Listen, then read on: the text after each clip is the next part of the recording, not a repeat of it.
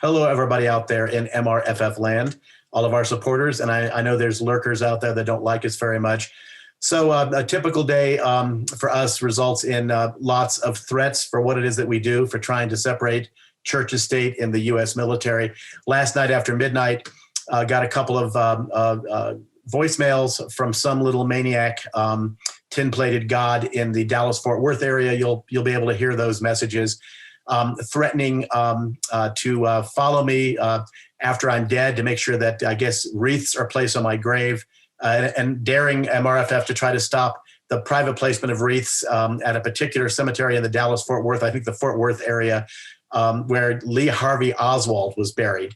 Because, he's such a wonderful person, as the guy said. He was a Marine. He deserves a wreath on his grave. Of course, he murdered the commander-in-chief, John F. Kennedy. The bottom line here is that little pissants out there that try to stop us from what we do with our civil rights activism are never going to win. Just a few days ago, a bunch of folks that didn't like another member of my family, one of my kids, who's a politician and a duly elected state representative, en masse showed up out in front of his house trying to intimidate him, his wife, and our grandchildren. That's not going to work either.